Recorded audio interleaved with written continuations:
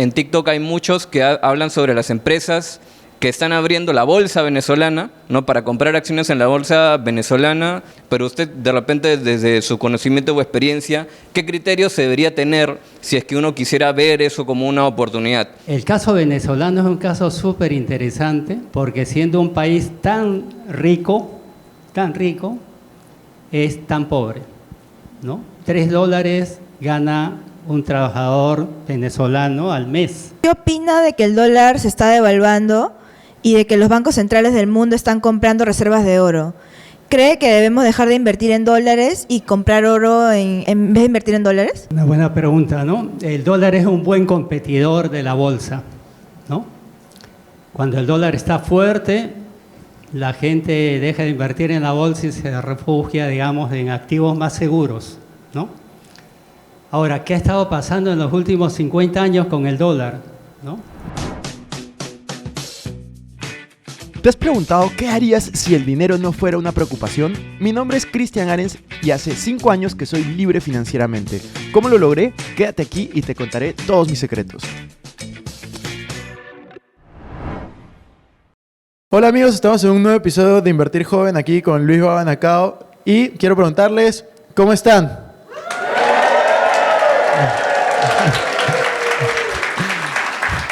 Lucho, te voy a hacer la primera pregunta y es, ¿por qué confiar en Perú? Bien, Perú es un país maravilloso, ¿no? Si ustedes revisan las estadísticas, Perú es el país con más rotación de presidentes, de ministros. Se revisa la lista de criminalidad, Perú está en el 11º lugar, o sea, de todos los países del mundo, los países más peligrosos, Perú ocupa el 11º lugar, ¿no? O sea, un desastre, un desastre. Sin embargo, si ustedes ven la inflación de los últimos 12 meses, 1.5. Está en el grupo de China, Suecia, Suiza. El sol peruano está entre las 4 monedas más duras del mundo. En los últimos 26 años, sobrevaluado 4% con respecto al dólar. O sea, era mejor tener soles que dólares. Mejor invertir en la bolsa en soles que en dólares, ¿no? El endeudamiento público, 32% del PIB. En América Latina, el primer país con menor endeudamiento público, ¿no? También es el país grado de inversión. En la América Latina hay 4 países que son grado de inversión, o sea, grado de recomendación: Chile, México, Panamá y Perú. Es un gran mérito, ¿no? Perú tiene 94.000 millones de dólares colocados en bancos AAA como reservas internacionales. En América Latina nadie tiene esa cantidad de reservas con respecto al tamaño. Chile tiene la mitad de las reservas con respecto al tamaño de la economía chilena, ¿no? Esos datos no los tiene cualquier país, pues, pero la gente de afuera no entiende, ¿no? Cómo un país con tanta rotación de autoridades y con tanta criminalidad puede estar también económicamente hoy día, ¿no? Y si ustedes ven el precio del oro, batió récord de su historia, el precio de la plata batió récord de su historia, el precio del cobre probablemente va a batir el récord de su historia pronto porque se ha descubierto que la inteligencia artificial va a consumir más cobre que los automóviles eléctricos. Imagínense eso. El estaño, el café y el cacao están con unos precios encima 160% de incremento, café y cacao con respecto a la pandemia, ¿no? Una maravilla. Perú, la cifra oficial de crecimiento es 3%. Pero miren cuánto ha crecido la importación de insumos, la importación de bienes duraderos, el consumo de cemento, ¿no? La importación de maquinaria y equipo, todos son cifras encima de 2 cifras, o sea, encima de 10%. Y uno se pregunta, oye, ¿por qué el país crece al 3%, pero todo lo demás está creciendo por encima de 10%? Y la respuesta, creo yo, es la informalidad, ¿no? La cifra de crecimiento es lo formal. Las cifras que les muestro es probablemente hay un componente informalidad. Y solamente un dato. El año 24, el oro informal fue 82 toneladas. A $70 daba más o menos 5.000 millones de dólares perdón, 7.000 millones de dólares de oro informal. Informal, ¿eh? El oro el año pasado creció 64%, o sea, con el mismo nivel de producción, hoy día el oro informal son 10.000 millones de dólares. 10.000. Y todo eso se filtra de la economía peruana y probablemente eso es el gran diferencial de lo que estamos viendo hoy día, ¿no? Hay una paradoja entre lo político, lo social y lo económico en el Perú, ¿no? Me encanta, Lucho, muchas gracias. En el último taller que viniste, no sé, ¿quién estuvo en el último taller que dio Lucho acá? Ya, todos los que estuvieron, ¿se acuerdan de una acción que Lucho mencionó repetidas veces durante ese taller? ¿Cuál era? Era Credit Corp, ¿se acuerdan? Ya, entonces, Lucho, desde que tuvimos ese taller hace 5 meses y mencionaste esa acción, la acción ha crecido 45%. Entonces, en ese taller tú mencionaste bastante el valor de Credit Corp, el valor intrínseco de Yape dentro de, no de Credit Corp, sino del BCP específicamente. Así que me voy a atrever a hacerte la pregunta, Lucho, ¿qué acciones estás siguiendo en este momento? Dando disclaimer que no es recomendación de inversión, pero, no es escuchamos. Sí. O sea, ¿cuál creen que es el producto más exitoso de Perú? ¿Ah? ¿Cuál es el producto más exitoso hoy día en el Perú? Producto o servicio. Cualquiera, producto o servicio. Yape. Yape tiene en el Perú 17 millones de clientes y en Bolivia 3. No hay una empresa en el Perú que tenga un producto tan exitoso como ese, ¿no? ¿Quién es dueño de Yape? ¿No? Hay que averiguar, ¿no? Si es el banco de crédito o arriba la holding que es Credit Corp, ¿no? ¿Cuánto vale el banco de crédito? No sé, a valor de bolsa creo que es 12.000 millones. Credit Corp como 25 ahorita, pero ya. BCP no sé. ¿Cuánto vale Yape? ¿No? Y me han hablado, yo he preguntado cuánto ha invertido el banco de crédito para hacer Yape. 200 millones de dólares me han contestado. No es cifra oficial, ¿no? 200 millones. ¿Cuánto vale hoy día una empresa que tiene 20 millones de clientes y 15 aplicaciones? Y pronto va a tener productos de ahorro e inversión, o sea, ya da préstamos, cambios, transferencias, todo, ¿no? Yo creo que una empresa como esa debe valer, pues, fácil 10.000 millones de dólares, ¿no? Pero en los estados financieros de su propietario, probablemente todavía no está ese valor, ¿no? Pero si ustedes valorizan valor fundamental, probablemente incluyen Yape, probablemente eso tiene un valor significativo, ¿no? Hay que estudiar, ¿no? Hay que estudiar el tema.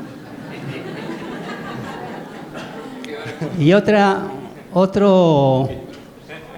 valor, y si ustedes quieren ser pobres, van a ser pobres. Si quieren ser ricos, hay que estudiar una empresa que tiene un inmueble de 900 hectáreas. Cuando ustedes desarrollan un proyecto de supermercado, por ejemplo, ¿no? Ustedes no solamente compran el terreno donde está el supermercado, sino compran los alrededores porque se va a revalorizar No solamente el supermercado, sino toda el área de influencia, ¿no? Bien. Esta empresa minera desarrolló un puerto, ¿no? Que es un puerto bien exitoso porque ya se aprobó la ley de zona franca y ahorita están discutiendo el reglamento. Y es una zona súper interesante porque no se paga IGB, no se paga aranceles, impuestos municipales. Las empresas que se coloquen allí van a pagar 0% de impuesto a la renta los primeros 5 años. Los siguientes 5 años, 10. Van a tener un tratamiento especial. Pero lo más importante es que Perú es de los países más abiertos al comercio mundial. O sea, tiene tratados de libre comercio con medio mundo. Entonces las empresas que se coloquen ahí van a tener un tratamiento especial, pero lo más importante es que los productos que fabriquen van a salir made in Perú y van a poder ingresar a los mercados donde Perú tiene tratado de libre comercio con 0 arancel. O sea, ese terreno que tiene esta empresa vale oro, pero seguramente en los estados financieros de la empresa propietaria está valor de compra, que fue antes de desarrollar el puerto, ¿no? Ese valor yo lo calculo en 1.200 millones de dólares y ese valor no está en el valor de la acción. Así que estudienla y si son ricos, compartan la riqueza. Buenísimo, Lucho, muchísimas gracias. Vamos con las preguntas del público. Boris, empiezas. Ante todo, muy buenos días, profesor. Muchas gracias por su disertación. Hablando de temas virales, ¿no? De todo esto del FOMO que genera el miedo a perder la oportunidad o cómo nos brillan los ojos a veces por redes sociales. Últimamente, como más estamos involucrándonos con la tecnología, más empieza en este tema de inversiones y más en redes sociales salen esto de qué es la oportunidad y muestran los gráficos de cómo crecen tanto el tema de Nvidia y actualmente ahorita con lo que ha pasado, Credicorp Corp, el EPU están cerca del 80% de crecimiento han tenido en el año. Pero ahorita tenemos una situación muy controversial ahorita con respecto a Venezuela y están en TikTok, hay muchos que hablan sobre las empresas que están abriendo la bolsa venezolana, ¿no? Para comprar acciones en la bolsa venezolana, en Chevron también de estas de lo que es petróleo con los temas de Trump. Entonces, yo por lo menos me mantengo como desconozco el tema de Venezuela, prefiero mantenerme muy al margen. Y creo que es importante ser cauteloso antes de dejarse llevar, pero usted de repente desde su conocimiento o experiencia, ¿qué criterios se debería tener si es que uno quisiera ver eso como una oportunidad de invertir en un mercado tan castigado como Venezuela y en el contexto político actual de todo lo que está pasando? Sí, bueno, como ustedes saben, América Latina está viendo un cambio de viraje político.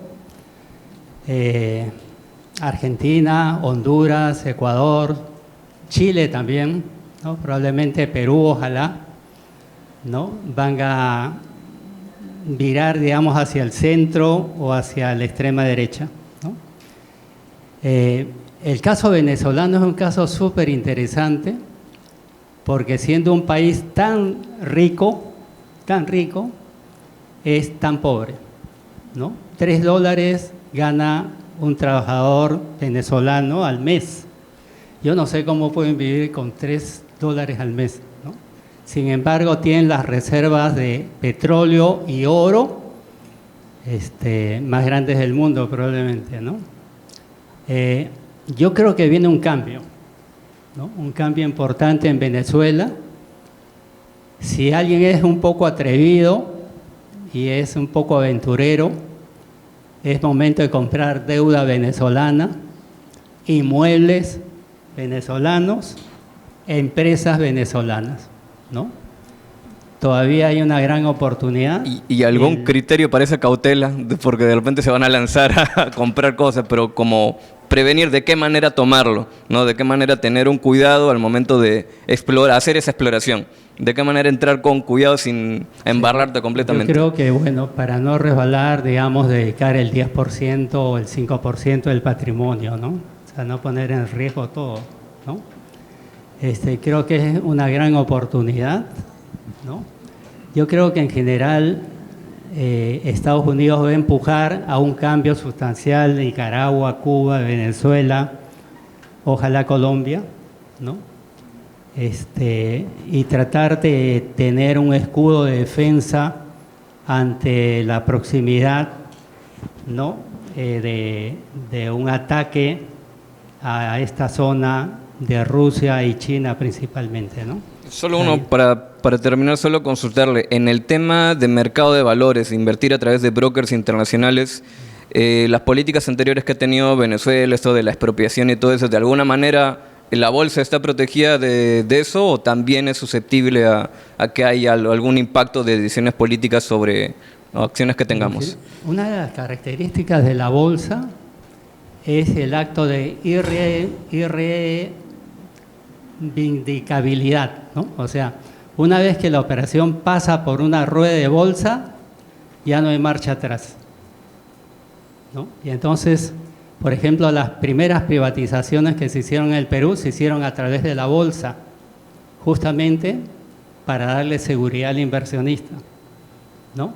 Y no es una ley escrita, pero es una costumbre del mercado, que si una operación pasa por la rueda, ya nadie puede ir para atrás en la operación, ¿no?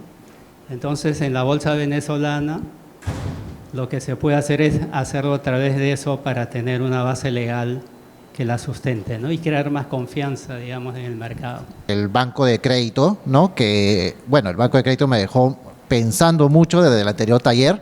Justo con unos compañeros estábamos investigando, ¿no? Y pudimos saber que Yape Market, ¿no? Normalmente está 100% administrado por banco de crédito, ¿no? No por Credit Corp, ¿no? Entonces, interesante. Pero ¿qué riesgos ve ahora la banca acá en Perú, ¿no? O sea, ¿qué riesgos nosotros podríamos tener, ¿no? Por todo este boom que está teniendo el mercado peruano. Y la segunda, actualmente muchos somos inversores nuevos. Tal vez tenemos un track record de 5 a 10 años, ¿no? Rara vez no hemos pasado ningún tipo de crash. ¿Cómo me podría preparar mentalmente si es que pasara algo así como lo que pasó en el 2000, 2008 o en años anteriores? Gracias. A ver, la segunda pregunta está difícil, ¿no? La primera, ¿cómo era? La primera era los riesgos bancarios en Perú. Riesgos del sector. A ver, las crisis generalmente pasan por el sistema financiero, ¿no? Y, por ejemplo, la crisis del Asia empezó con una devaluación traumática y cuando sucede una devaluación traumática los salarios se deprimen porque la gente gana en moneda local y esa bajada de valor real de los salarios se manifiesta en el mercado a la hora en que salen a comprar y entonces hay recesión económica. Cuando hay recesión económica, entonces hay despidos y la gente no puede pagar sus préstamos. Y al final, entonces, la banca es la que recibe el impacto, digamos, de la recesión y de la crisis global, ¿no? Y entonces es bien importante tener una buena superintendencia, ¿no? Y Perú, felizmente, tiene un buen banco central y una buena superintendencia que es previsora, ¿no? Y creo que esas dos instituciones han permitido la supervivencia de Perú en estos últimos 30 años, ¿no? Por ejemplo, hace unos meses elegimos a Pedro Castillo y mucha gente y muchas empresas se asustaron y fueron corriendo a los bancos a cambiar sus soles a dólares y sacarlos fuera del país. En un tiempo relativamente corto, se fueron 30.000 millones de dólares, 30.000, que es una cifra inmensa, ¿no? Y el tipo de cambio estuvo volátil, pero al final no pasó nada. ¿Por qué? Porque el Banco Central tenía 60.000 millones de dólares de reserva. En los 2 próximos meses el Banco Central va a tener 100.000 millones de dólares de reserva. 100.000. ¿No? O sea, podemos elegir al peor candidato, ¿no? Y probablemente tenemos 5 años que no va a pasar nada, ¿no?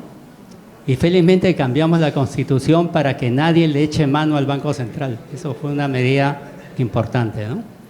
Entonces, los seguros son Banco Central, reservas internacionales, superintendencia y una buena supervisión, principalmente a los 4 principales bancos, ¿no? En el Perú hay una concentración y ellos dominan pues el 80 y tantos % del sistema financiero, ¿no? Entonces, si ustedes controlan ese 80%, puede pasar una crisis, pero digamos no tan grave, ¿no?, como se pensaría. La segunda pregunta, ¿cuál? La segunda pregunta era cómo prepararte para la siguiente crisis. Bueno, siempre hay que estar preparados, ¿no? No vaya a ser que suceda algo. Yo creo que diversificar es bien importante, ¿no? Hay que capacitarse para tomar buenas decisiones, ¿no? Hay que estar atento a la macroeconomía, ¿no? Como ustedes saben, hay un peligro de que las guerras se extiendan. El Fondo Monetario ha puesto una alerta, ¿no?, de que en general en el mundo las empresas no tienen planes alternativos si estalla un conflicto generalizado. Y hoy día, como ustedes saben, Medio Oriente está caliente, ¿no? Europa, la OTAN con Rusia y Ucrania y Polonia están medio complicados. Taiwán con China, que involucra a Corea, a Japón y a Estados Unidos, medio complicado también, ¿no? La India y Pakistán con Cachemira, ¿no? ¿Puede suceder algo grave? Sí, puede suceder algo grave, ¿no? La única manera es diversificar, ¿no?, y estar bien preparado para tomar decisiones, ¿no? Y para complementar esa parte, a mí me gustaría añadir, a mí me gusta imitar lo que hacen personas que admiro, ¿no? Entonces, Warren Buffett, que justo Lucho y yo también lo mencionamos, Warren Buffett en este momento está con reservas históricas de dinero, ¿no? Entonces, si van a invertir $100, $1,000, $2,000, $3,000, omitan lo que voy a decir. Pero si ya tienen un patrimonio de $10,000, $20,000, $50,000, $100,000 o más, una de las estrategias comunes que yo también aplico es no invertir el 100% de mi dinero, sino dejar una parte en liquidez, que no significa dejarlo debajo del colchón, siempre está trabajando por mí, pero más líquido, para que si llega alguna recesión pueda salir a comprar en esa recesión. Y eso también lo aprendí porque en la última recesión no tenía ese dinero, ¿no? Que fue en verdad, sí ha habido una que es en el 2020, solo que la recesión duró 3 meses, pero fue fuerte, pero corta. Entonces, sí. Sobre la Volcan, yo llevo un año ya recién empezando y lo vi a la Volcan que estaba en 20 céntimos. El día de hoy está en 91 y ahora veo que las mineras como Atacocha, Aensa, ¿no?, están en crecimiento. Pero yo la pregunta es la siguiente. Si todavía mantengo la inversión, ¿no?, la verdad no sé qué decisión tomar porque ahora se vienen las elecciones y en elecciones siempre hay caídas. Entonces, según su experiencia, profesor, quisiera escucharlo sobre la Volcan. ¿Qué opina? Y las mineras en general, que estamos viendo que hay una crecida pues exponencial. Eso básicamente. Muchas gracias. Sí, bueno, en estos mercados siempre hay volatilidad, ¿no? Hay volatilidad. Si hay elecciones, el candidato a la izquierda empieza a tener posibilidades de llegar a la presidencia, indudablemente, probablemente el tipo de cambio empiece a variar, ¿no? Entonces le doy algunos tips. Si ustedes ven las curvas del dólar, moneda, primer gobierno de Trump empieza con una caída y después recupera y vuelve a la normalidad. Ven el segundo gobierno de Trump, empieza con una caída del tipo del dólar, pero no puede ser indefinida, ¿no? ¿Por qué? Porque Estados Unidos tiene déficit fiscal importante y tiene que salir a financiar el déficit fiscal y además tiene que renovar los bonos que ha emitido, porque vencen y hay que emitir otra vez. ¿Quiénes compran esos bonos? China, Japón, Alemania, los países que tienen superávit comercial, ¿no? Pero si el dólar el año pasado se cayó 10%, ¿quién va a comprar esos bonos? Nadie, ¿no? Y entonces lo que tiene que hacer Trump, si quiere financiar su déficit fiscal, es comenzar a fortalecer el dólar otra vez. Bien, entonces eso es lo racional, ¿ya? Entonces hay que estar atento hacia esa posibilidad, ¿no? Y eso tiene que ver mucho con la bolsa, porque cuando las monedas se debilitan es que la gente va a la bolsa a invertir, ¿no? Un tip. Ahora, si las cosas, no hay guerra y las cosas siguen normal, el precio del oro, la plata y el cobre van a estar volando y tienen posibilidad de seguir subiendo, porque si el dólar sigue debilitándose, ¿no? Los bancos centrales van a cambiar sus reservas a activos más prometedores, ¿no? Y se van a hacer de activos que se están depreciando, ¿no? Igual las empresas, igual las familias, ¿no? Y entonces el precio del oro, la plata y el cobre, por los argumentos que les he dicho, van a estar probablemente todavía subiendo, ¿no?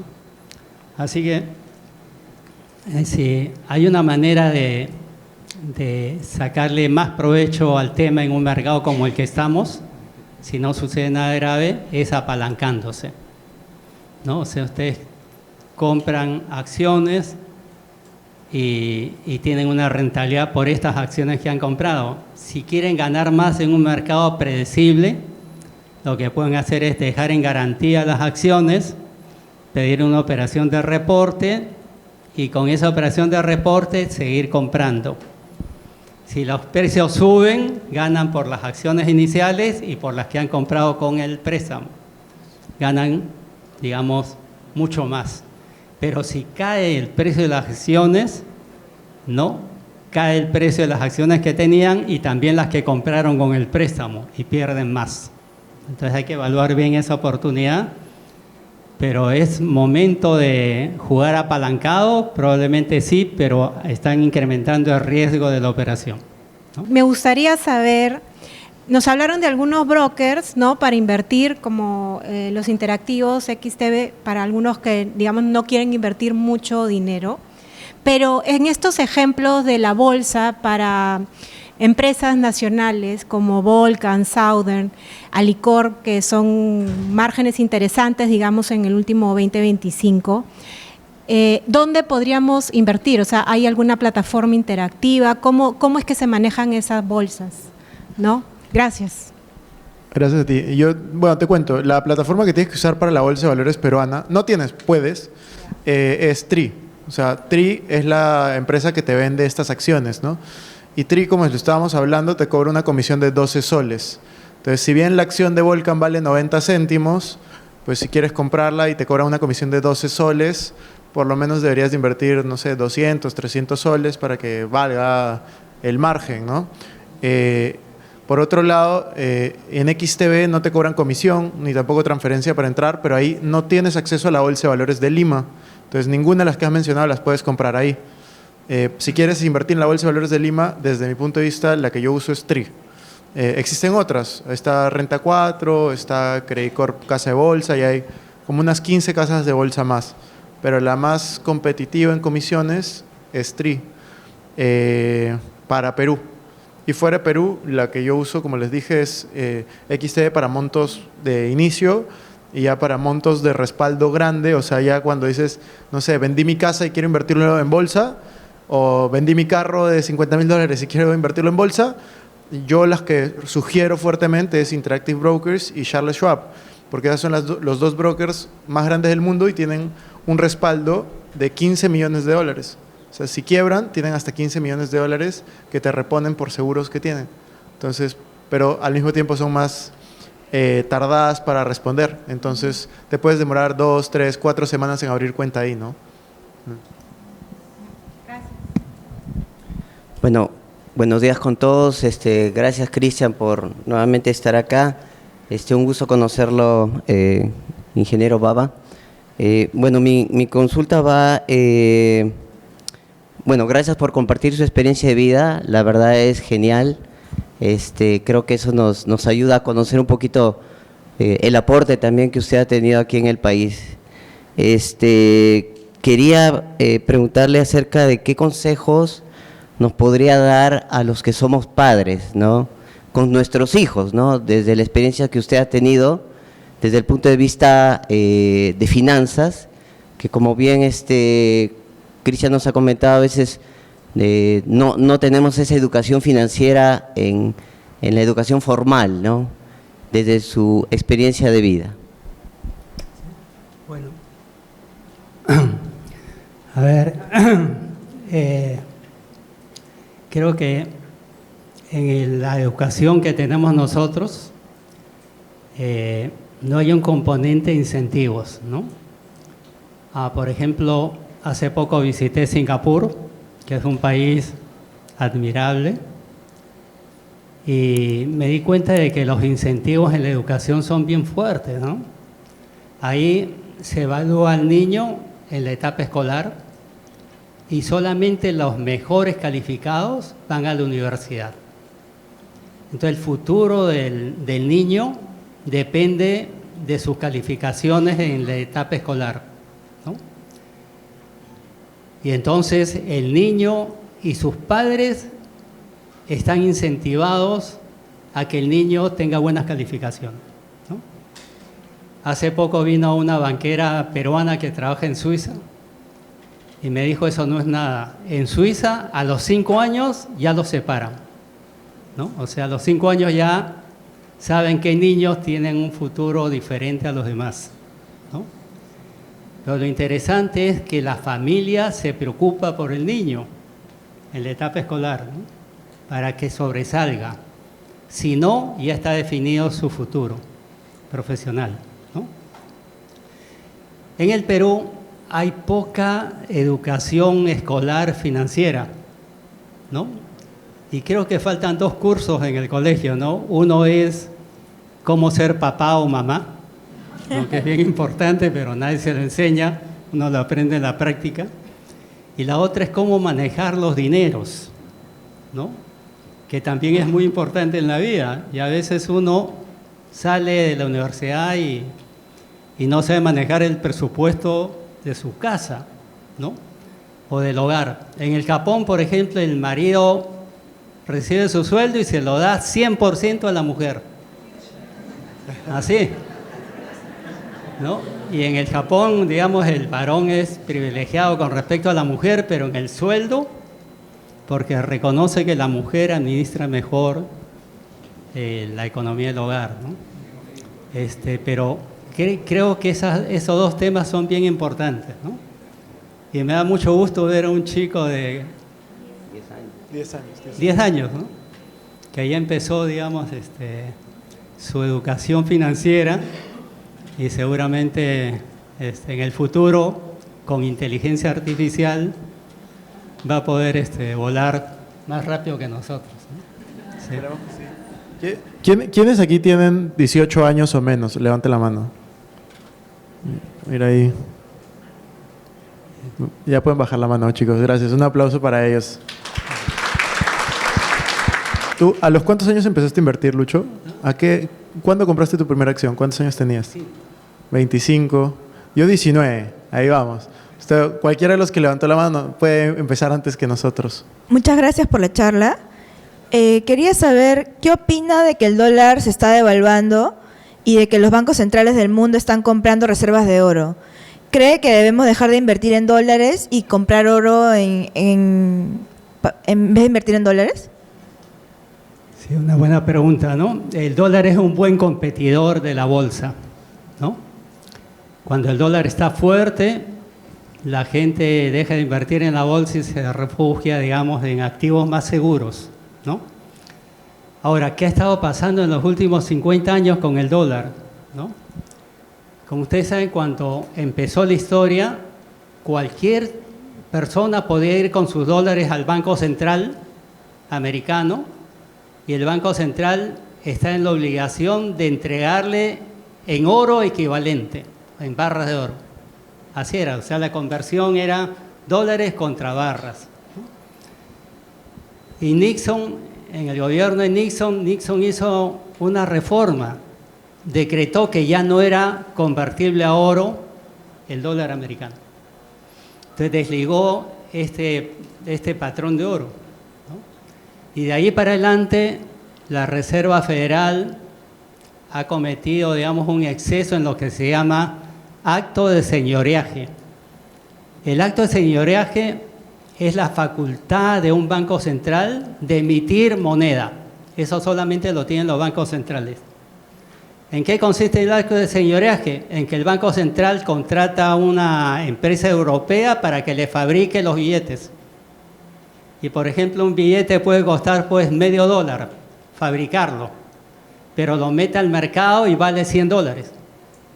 La diferencia se llama acto de señoreaje, la ganancia que tiene el Banco Central por mandar a imprimir y colocarlo en el mercado a otro valor ese billete, ¿no? Bien, Estados Unidos ha abusado del acto de señoreaje, ¿no? O sea, ha emitido, y como ustedes saben, las monedas, lo único que lo respalda es la confianza, ¿no? Y a través del tiempo, la economía americana se ha manejado de una manera arbitraria, injusta, ¿no? Y ha llegado un momento como el que estamos viviendo, en que el mundo ya no quiere dólares, está refugiándose en cosas más sólidas, ¿no? Y a esto se ha adicionado estos conflictos bélicos que les he comentado, y entonces Rusia quiere oro porque sus reservas han sido confiscadas en Europa en monedas, ¿no? Y China prefiere oro que tener dólares como reservas, ¿no? Y la India, por cultura, quiere tener más oro que monedas, ¿no? Y en general, si el dólar se deprecia 10% en un año, los bancos centrales se ponen nerviosos, la gente, las empresas, y protegen sus activos cambiándolos a otras monedas o otro tipo de activos, ¿no? Así que hay que estar atento a ver qué pasa, ¿no? Yo creo que los caminos son los que he mencionado, que Trump fortalezca el dólar, ¿no? O que se siga devaluando el dólar, y eso sería una tragedia para el mundo, ¿no? Una tragedia, ¿no? Porque hay mucho dólar en el mercado y ese dólar no está sustentado. Yo quisiera un poquito que nos expliquen, o que me expliquen, cuál es la diferencia entre la inversión en bolsa versus el trading. No conozco del tema. Y si ustedes lo usan, si lo recomiendan, y por qué no en el caso que no. Sí, fíjense, a ver, hay varias maneras de invertir en bolsa, ¿no?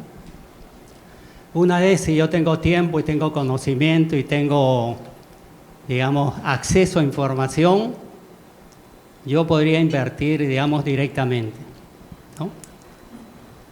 Si lo pienso un poquito más, podría ser que alguien que vive de la bolsa lo haga mejor que yo, ¿no? Y si es así, entonces será mejor, digamos, que encargar el manejo de mi portafolio a alguien más especializado y que lo va a hacer mejor que yo, ¿no? Probablemente eso me cueste algo más, ¿no? Si yo no tengo tiempo para manejar cualquiera de esas dos alternativas, lo otro sería invertir en un fondo mutuo. ¿No le gusta a Cristian, no? Y eso es encargar a un comité de inversiones del fondo que haga la tarea por mí y me cobre una comisión, ¿no? Lo otro es invertir en un ETF, ¿no? El ETF es un índice, pero que se comporta como una acción. Por ejemplo, si yo digo oro, yo puedo comprar un ETF de oro en barras o en empresas mineras de oro, ¿no? Y entonces yo ya no me preocupo de nada y sé que mi plata está metida en minas de oro o en barras de oro que están depositadas en un almacén, ¿no? Y entonces yo encargo el manejo de la custodia y las decisiones a ellos, ¿no? Y, por ejemplo, hay algunos ETFs tecnológicas, ¿no? Que invierten, por ejemplo, en 7 empresas líderes en tecnología. Entonces ya yo no me preocupo de investigarlas, ¿no? Porque sé que mi dinero está en 7 de los magníficos en tecnología, ¿no? Y solamente leo el índice y yo sé si estoy ganando o perdiendo, ¿no? Entonces hay varias maneras, depende de cuánto tiempo le dedique, mi capacidad para tomar buenas decisiones, y lo puedo hacer yo solo, puedo encargárselo a alguien o comprar un ETF, ¿no? Y hay varias maneras, digamos. Y bueno, yo para responder a esa parte también, yo no hago trading, yo solo invierto a largo plazo. Y en este tiempo yo lo que he descubierto es la decisión más importante cuando tú inviertes en bolsa. La primera es obviamente valorar la empresa, ¿no? Eso es lo más importante, valorar la empresa. Y lo segundo más importante al momento de invertir en bolsa, desde mi experiencia, ahí Lucho tú me puedes corregir, es aprender a no hacer nada. Eso es lo más difícil. En bolsa, cuando te va bien o cuando te va mal, muchas veces la mejor decisión es no tomar ninguna decisión, sino esperar. Y esperar a que el mercado avance, esperar a que el mercado voltee, esperar a que llegue a la evaluación que tú quieres, o simplemente volver a evaluar y no hacer nada. Y eso es lo que muchas veces cuando estás en bolsa te cuesta, porque tú ves que tus $100 o la cantidad que quieran subía a 200, 300, 400 y dicen, bueno, ya llegué, voy a vender. Que a mí me pasó. Yo en el 2018 invertí en Tesla y yo invertí $5,000, se convirtieron en 15,000 y lo vendí. Hoy en día serían como 200,000. Entonces, no me arrepiento porque era parte de mi estrategia, pero lo pude haber hecho mejor. Y por el otro lado también, imagínate, ponía $5,000, se convirtieron en $1,000 y luego volvieron a crecer. Cosa que me pasó, por ejemplo, con Volcan. A mí me pasó, yo tengo esa acción hace 10 años. Entonces, literal fue de las primeras acciones que compré. Entonces, hay que a veces aprender a no hacer nada. Y creo que es un aprendizaje relevante una vez que ya hiciste la primera decisión, que es la evaluación correcta de una empresa, ¿no? No sé, ahí tú qué opinas de eso. Igual que tú. Ahí está. Ahí está, alineado. Tengo una pregunta, bueno, 2 preguntas. La primera es que cuando yo escuché lo que contó Cristian sobre usted, que le había regalado los 3,000, la verdad a mí me sorprendió mucho. O sea, no lo podía creer, porque me parece, o sea, yo quería preguntarle primero eso, ¿no? ¿Qué lo motivó a hacer ese regalo a sus alumnos, ya que probablemente no iban a devolverle? Yo no lo he escuchado antes. Y, o sea, yo veo que no es fácil soltar, es soltar un dinero, ¿no? Como le digo, y tal vez no iba a retornar. Esa es la primera pregunta. Y la segunda es, como habló también de que, claro, nuestro país tiene una moneda que es estable, pero yo pensaba, también tiene que ver mucho con la participación del presidente Velarde, que está, ¿no?, encargado, pero él ya anunció su retiro. Entonces, ¿eso podría afectarnos mucho? Bueno, esas 2 preguntas. Primero, yo no dije que me regaló, di que nos dio 3,000 soles. Yo te digo ahora la segunda. Respóndeme primero. Bien, como les dije, yo enseño 50 años. Ya me estoy jubilando. La idea era hacer un curso para, digamos, abrir las mentes de los alumnos hacia un mercado que me parece muy interesante. No tanto para ganar dinero, sino para, digamos, tener una vida y una libertad mejor en el futuro, ¿ya? Y entonces, al comienzo dictaba el curso, bien, y después introduje algunas cosas nuevas, ¿no? Por ejemplo, darle 3,000 soles a cada alumno para que abra su ficha en una casa de bolsa, ¿no?, y tome una decisión, ¿no? Qué comprar, en qué momento vender. Pero no simulado, sino real, ¿no? Y yo estoy seguro que más de la mitad de mis alumnos, después de que acabe el curso, ya tiene su cuenta en una casa de bolsa y la va a seguir, ¿no? Y entonces estamos difundiendo el mercado de capitales, qué bueno, para el futuro de ellos, ¿no? Y como les contaba al grupo anterior, en todas he perdido, en todas, ¿no? O sea, por probabilidad debería ser que en algunas gane, otras pierdan. En todas, ha sido terrible el tema, ¿no? Y como les comentaba, pues mi mujer se enteró. Así que ya se imaginan, cada vez que nos molestamos me saca ella.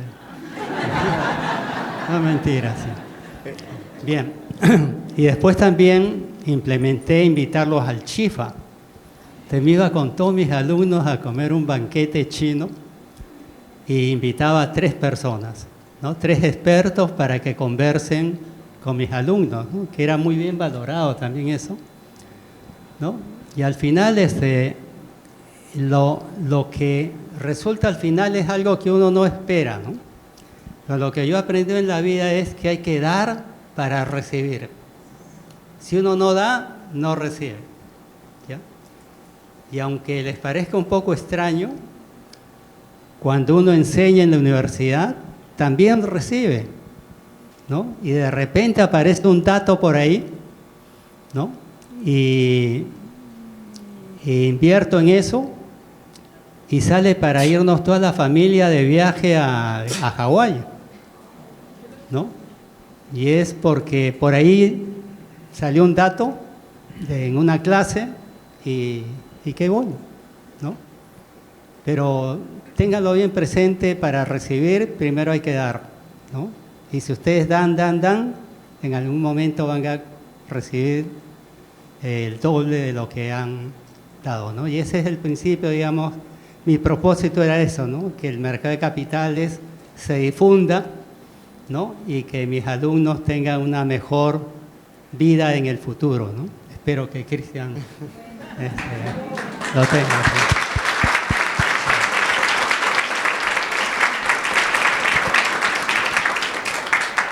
Bueno, yo creo que se está cumpliendo ese propósito en los miles de alumnos que has tenido, sobre todo en mí también. Así que muchas gracias, Lucho. Vamos con la última pregunta. Hola, ¿qué tal? Buenas tardes. Muchas gracias por este evento, Cristian, Lucho. Bueno, fue una buena decisión venir. Yo creía que invertir en bolsa era estar todos los días pendiente de los números si subían o bajaban. Tengo una perspectiva distinta. Pero yo tenía unas dudas respecto, un tanto técnicas, en el lado del valor fundamental de una acción. ¿Cómo yo podría saber cuál es el valor fundamental de una acción?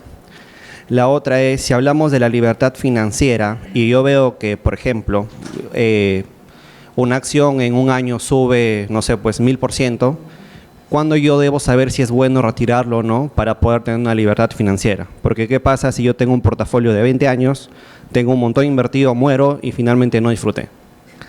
No, entonces suena crudo. Y quería terminar, justo me generó duda lo que me comentabas, Cristian, de fondos mutuos. Justo la semana pasada yo me había reunido con un agente de Flip y estaba como que a punto me generó duda y dije, mejor voy el sábado y más o menos abro un poco mi horizonte y veo qué sucede. Y quería su opinión por ese lado de fondos mutuos, de qué opinan de crowdfunding y de factoring. Eso es. Bien, a ver, la idea de precios fundamentales es saber cuánto es el valor objetivo de la empresa, ¿no? Por ejemplo, si es Volcan, ¿no? ¿Quiénes hacen estudios de precios fundamentales? Los bancos de inversión, las casas de bolsa, ¿no? Hacen estudios y los publican. Si ustedes quieren ver todos esos, vayan a Bloomberg. Ahí encuentran precios fundamentales de Volcan y aparece Credit Corp piensa que el precio fundamental de Volcan es esto, ¿no? Sura es el precio fundamental. Cada casa de bolsa y cada empresa bancaria hace estudios y publica, ¿no? Y entonces ustedes ven el resumen y pueden intuir más o menos cuál es el precio fundamental de la acción.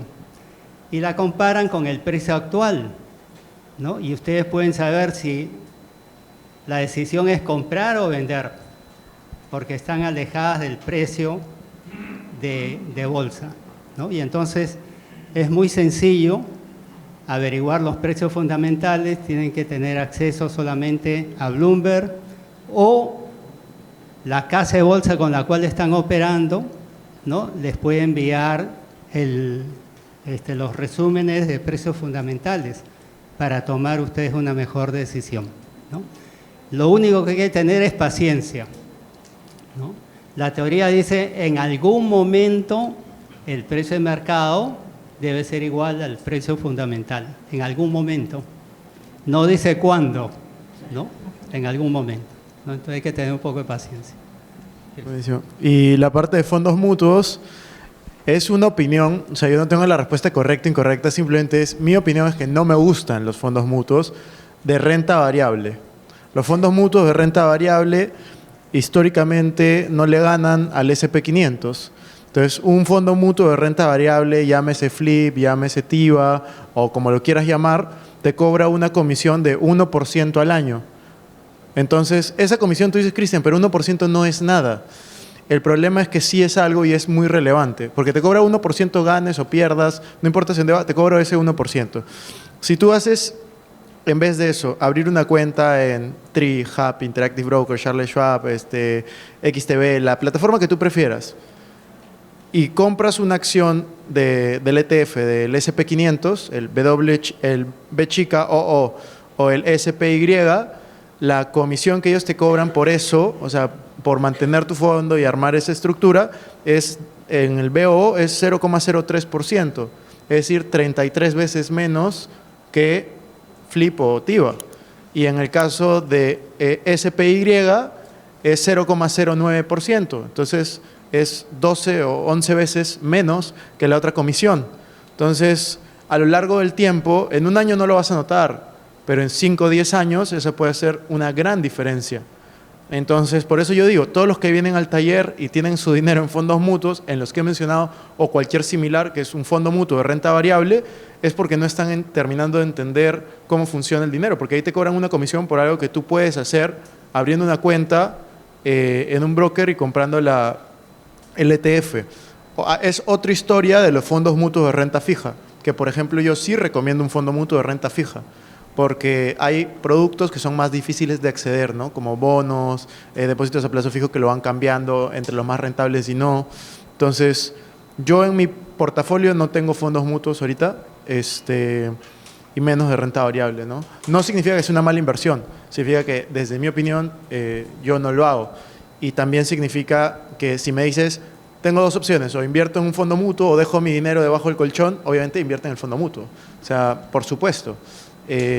Pero si ya han venido al taller y les ha generado curiosidad lo que les he dicho, o sea, abrir una cuenta en un broker te puede demorar entre 20 minutos y 2 semanas, dependiendo de cuál eligen, por los trámites y aprobaciones, y comprar un ETF, pues no te debería tardar más de 20 minutos. Entonces, invertir 1 o 2 horas de tu tiempo, que en 5 o 10 años te va a dar resultados muy buenos, ¿no? Y no quería dejar pasar la pregunta de y me dijiste de factoring, ¿no? Factoring, yo no invierto ahorita en factoring ni en crowdfunding, antes lo hacía, pero por ahora no lo estoy haciendo. No es que sea mala inversión, simplemente no lo hago. Entonces, son de hecho teóricamente buenas inversiones, ¿no? Habían hecho una pregunta que no respondimos, que esa te la dejo porque también me interesó, es la de Julio Velarde. Te dijeron, ¿qué pasa si es que Julio Velarde se va, que ya dijo que se retira? Sí, bueno, Julio Velarde, el equipo del Banco Central en general es un equipo donde uno entra, al Banco Central no entra cualquiera a trabajar, ¿no? Desde la época de Richard Webb se instituyó un curso de verano donde son invitados los mejores alumnos de economía, finanzas, que salen de las universidades de todo el país. Entonces hay un curso de 3 meses y los 2 mejores del curso ingresan a la planilla del Banco Central. O sea, no es fácil entrar al banco. hay que ser un alumno destacado de ese curso de verano. Y generalmente el que entra al Banco Central, después el Banco Central les financia la maestría, el doctorado, ganan relativamente bien, ¿no? Relativamente bien. El sector público son sueldos privilegiados, además tienen otros incentivos para permanecer en el banco. Entonces la gente del banco es gente que hace carrera, ¿no? Y felizmente creo que fue en el año 20 en que se nombró a Julio Velarde como presidente, y la verdad que lo ha hecho muy bien. Han cambiado los directorios, pero las políticas han quedado, la meritocracia del banco ha sido bien manejada, ¿no? Y los resultados son la inflación baja y la moneda estable, ¿no? Esas dos cosas creo que son las responsabilidades del Banco Central, ¿no? Y felizmente en el año 93 cambiamos la Constitución y blindamos el Banco Central, ¿no? Dijimos, el Banco Central es autónomo, nadie puede meterle la mano al banco, el presidente no puede llamar al presidente del Banco Central y ordenarle que emita, eso no se puede. Y segundo, se prohibió al Banco Central dar préstamos al sector público y al privado, o sea, cero crédito. Y entonces de allí para adelante el banco se ha manejado estrictamente bajo la regla. A ningún gobernante se le ocurrió llamar al Banco Central y decir emitan para financiar el déficit. No, nunca sucedió eso desde el 93. Y creo que Julio Velarde tiene, digamos, un mérito muy especial en haber, digamos, manejado el directorio de ese banco hasta hoy día, ¿no? Hace poco fui a un homenaje que le hizo la Universidad de Lima, doctor honoris causa Julio Velarde. Era el cuarto honoris causa que otorgaba la universidad en toda su historia, imagínense. Y los anteriores habían sido Mario Vargas Llosa, Les Wałęsa, ¿no? Y no recuerdo otros dos, pero de esa categoría así, súper destacados en el mundo, ¿no? Y la universidad había dado el honroso cargo de doctor honoris causa a Julio Velarde, ¿no? A esa altura lo habían colocado a Julio, ¿no? Y creo que bien merecido. ¿Qué va a pasar si Julio deja el cargo ahora con el presidente? Y después de las elecciones, no hay alguien, digamos, que se le acerque, ¿no? Dentro del banco no lo hay. Murió el gerente general, como ustedes saben, por el COVID, un hombre que se estaba preparando para eso, y hacia la vista no hay alguien de su vuelo, ¿no?